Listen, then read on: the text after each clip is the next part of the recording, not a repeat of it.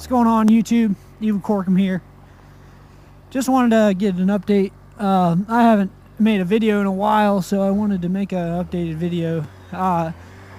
It's been about a year since I've been riding now. I started riding I want to say like July. I bought a DR 650 SE, was my first street bike, and I had that for a while, and then I bought this, my CBR 600 RR, on September 1st of 2015. So I've had this bike for a year now. I have a little over 1 year of riding experience under my belt. Like I said in my first video, I already had previous riding experience off-road. I just never had owned a street bike. And I can tell you that there's a lot that I've learned in the first year just by riding. I've got 5,600 miles on this bike, and I think I put about, I want to say 1,200 on the DR. So I've rode quite a bit, almost 7,000 miles under my belt now. And there's been a lot to learn on the road, and that bike sounds nice. That's a Harley, I think.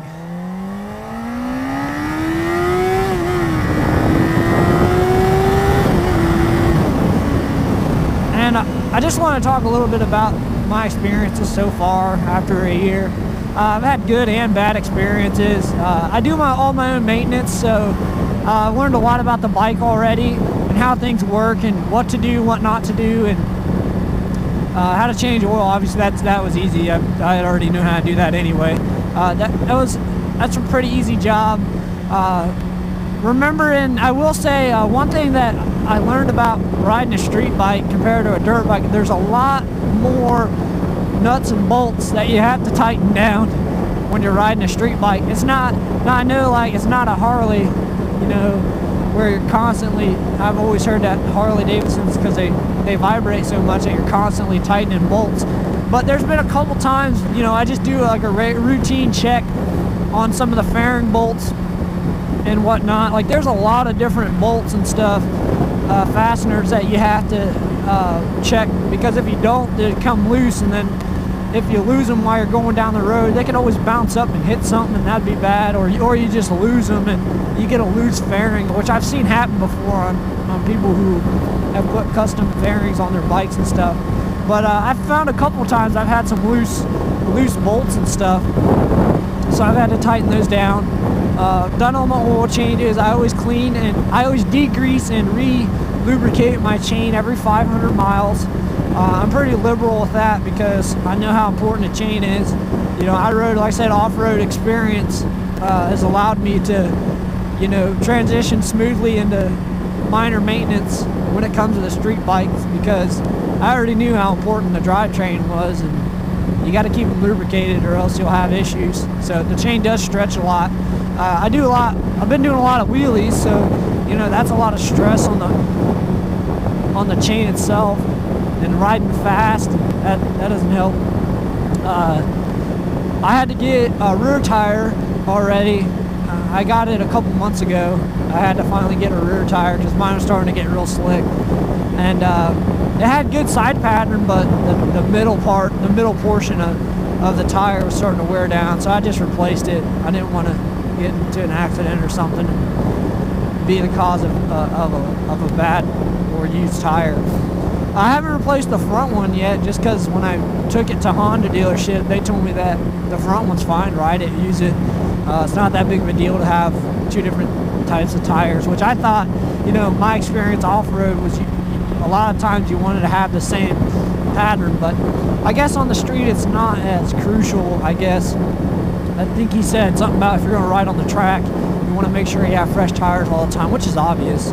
So, yeah, I haven't changed the front one yet. I haven't really had to do any maintenance on this at all, except for, you know, I had one chain adjustment I had to do. I always check my brakes constantly.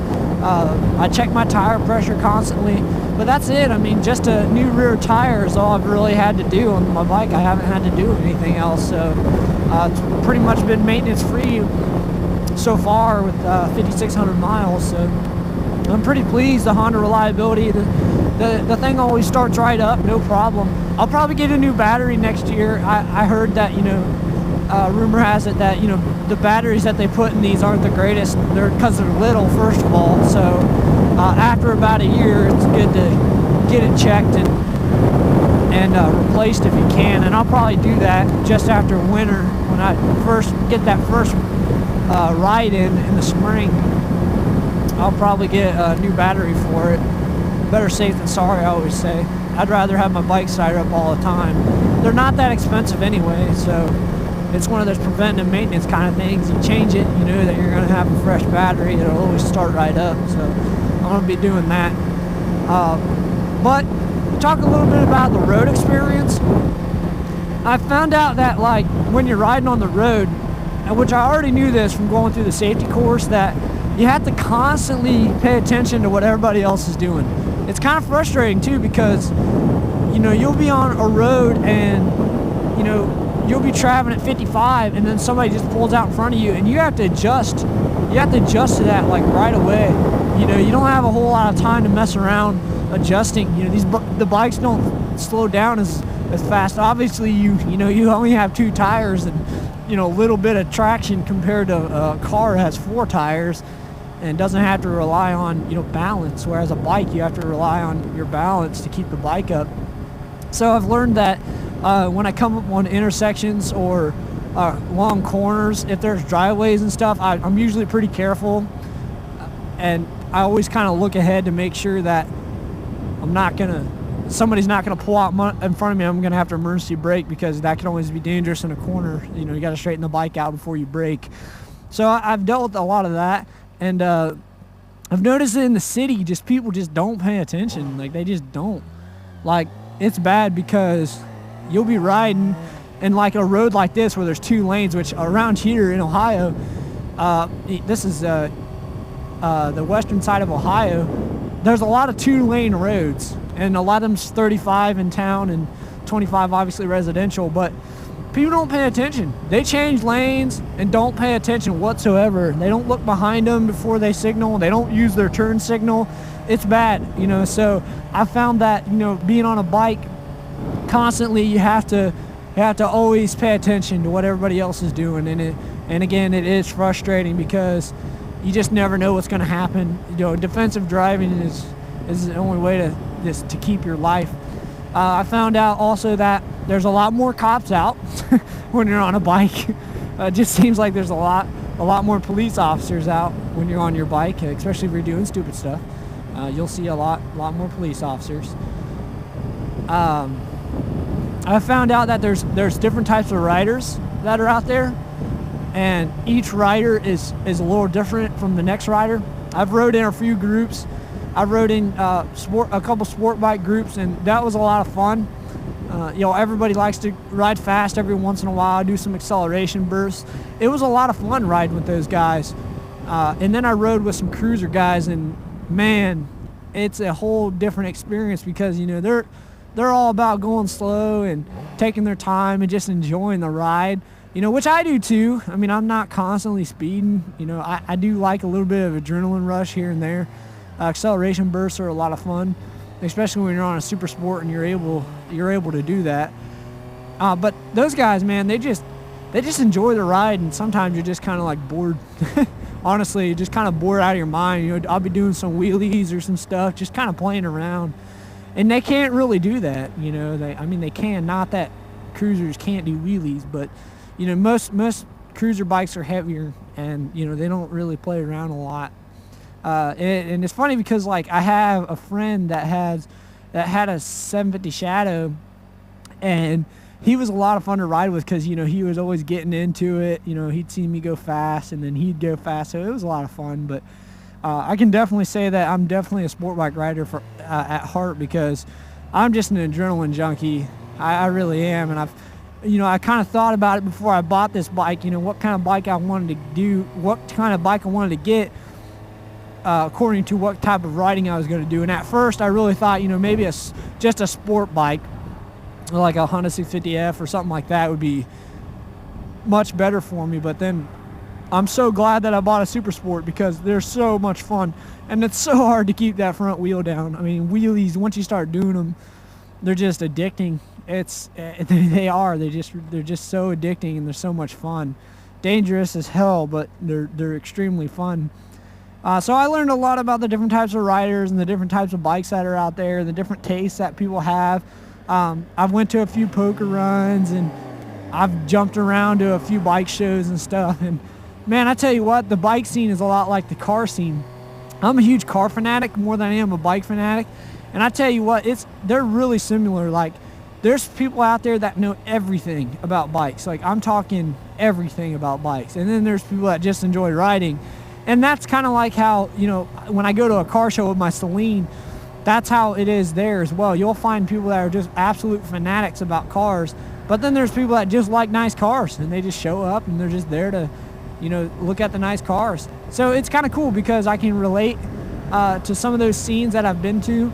I've never really been like a big group rider. Like, honestly, I kind of like going out by myself and being stupid just because, you know, it's more safe that way. When you're in a group, you know, you kind of have to maintain some decency and use your head a little bit so you don't put everybody else's bikes at risk, or, you know, their lives at risk either, because being stupid can be very costly. And when you're in a group, that can be pricey if you fuck up everybody else's bikes. So but yeah, it's been a lot of fun over the last year, and that's really all I've had so far as experience with other riders. My own experience has been a lot of fun. You know, I'm not really a corner bender, so to speak. I love twisties, but I'm not all into, like, you know, going super fast around corners. I like doing wheelies and stuff. I mean, for me, it's getting that bike up and just holding it up as long as I can. And that's just fun for me. That's what I prefer. I don't really ride super fast.